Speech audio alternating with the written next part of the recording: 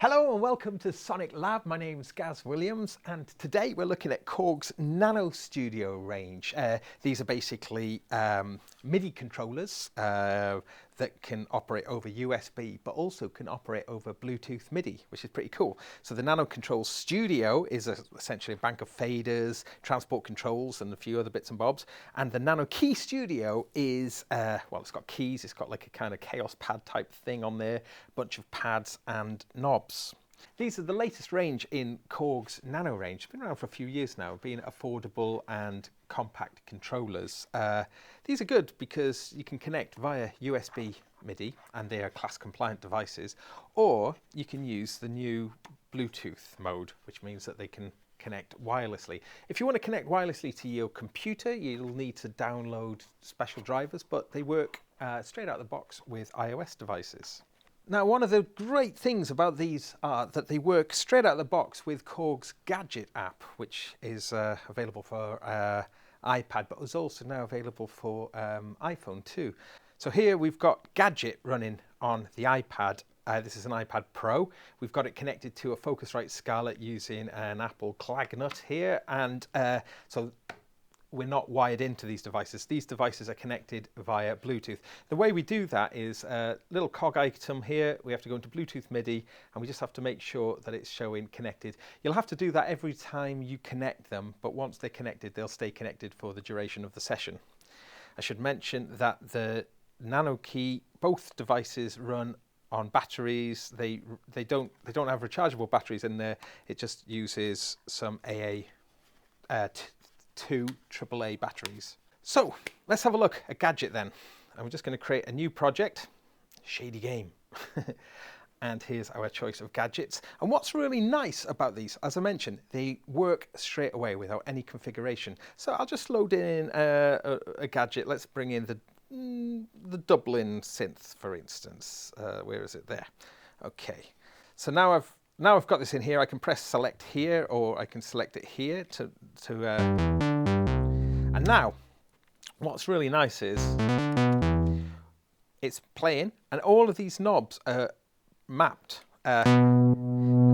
This one here is always mapped to volume, but we generally have cutoff and resonance here, and then the other knobs generally mapped to envelope at the bottom here, but this might vary depending on which gadget that we've loaded in. But the cool thing is that they're straight away are already mapped already, so that's pretty cool. You might notice that it's quite clacky. Sounds a bit like a typing keyboard, but you know, I guess this is a budget thing, but they are quite responsive though. Now, looking at the Nano Key specifically, with just a little quick tour around it. So we've got our 25 key keyboard here, and we've also got a bunch of pads as well. And we've got a touchpad, which can either be like a scale, or it can be an XY pad, so generally mapped to cutoff and resonance, or it can be our like pitch bend and mod wheel. Other little neat things is we've actually got a sustain button on here as well, which is nice, octave buttons, and moving over here we've got a bunch of controls which specify what the pads are doing, and also whether we're using our scale guide or easy scale. More of that in a moment. But the feel of this is pretty good actually, and one of the things that I really do like a lot is it's just how quick over Bluetooth the response is. I have set, I should mention, in the advanced settings of Gadget, I've set it to be the lowest latency that we can set it to, but and this being an iPad Pro probably gives us a little bit more leeway in that respect, but there's no perceivable latency whatsoever. It feels incredibly responsive actually. So our little controller here, as I mentioned, we can configure it to do various things. If I did want to remap what these knobs do, then I can do that. I can hit function, then I can choose which let's say, for instance, I want to change what the attack does. Instead of it changing attack, let's have it changing. I'll just put it on just a change in release for now. I just select it. I just select what I want to do, change the knob. As easy as that. So it's cool. Even though they're pre-mapped, the fact that we can remap them makes it much more useful. So one of the things about Gadget, which is quite nice, is when we're in a Gadget, this is a reasonably new thing. If I double tap on the Gadget itself, it swells out to be the full screen, which in this situation makes it so much nicer to adjust. But if I hit the scale button, then we can set what the scale is by tapping here, but we've also got the facility to do that from here. If I use the shift button and just step up and down through the scales, we can see the scales actually, you can see how it can choose the scales on the screen here. So, but if we didn't want to use the easy scale, we can actually use a thing called scale guide. And the difference is there that scale guide, I don't know if you can see this, but there's like an outline to the which notes are in the current key and scale, and then notes which are out are still available but don't have that surround. So I can see that. So it's nice actually. It means that the out of scale notes are still available, but the in tune ones have got this lit up. So similarly, we've got an ARP button on here, and the ARP button enables the ARP, and also again, using the shift control, we can set the ARP type, the ARP range, and gate type, and a few other bits and bobs like that directly from the control itself.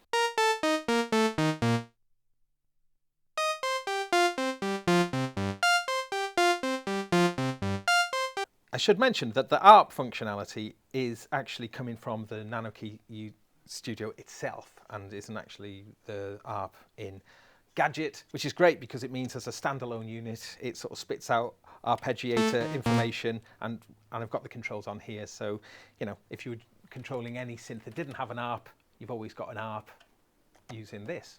So when we're in an easy scale, then if I was to go to touch scale, then this trackpad follows what scale that you're in, which is quite handy. Okay, if I was to load in a polyphonic sound now, so I'm going to come now, I'm going to jump back out of here and go back to my Gadget selection screen, and I'll just grab the piano, the Salzburg here, and I'm going to select it using the controller here. Okay, and now in my easy scale, what we notice is when I've got easy scale, the scale is mapped to the black keys. The white keys, which are black on this one, just to confuse things, and the black keys, which are grey, instead of them being scale notes, they are chords, and those chords are within whatever the scale that we've chosen. So that's quite nice because it means that if I use my sustain button here,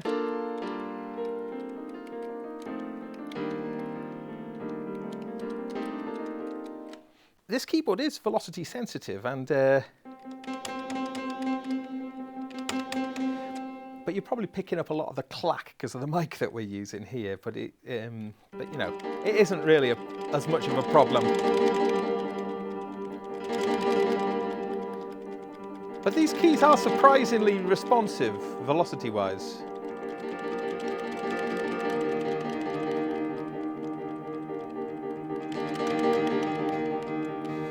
Which is great. No aftertouch, of course. The pads don't follow the scale rules, which is a bit of a shame, because with there only being 8 of them, it'd be really nice if they followed the scale. I think the reason for that is that they're mapped in such a way to be compatible with any drum sounds that you're using. So let's just have a look at that. Let's just load in a drum machine. There's Tokyo, which is, I really like that. Again, so select that here.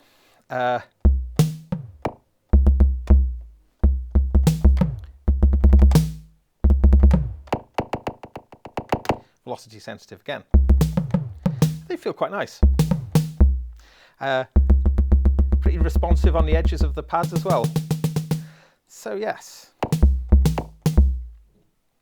So if I enable chord pad, and I'm going to go back to my piano here, select it here, then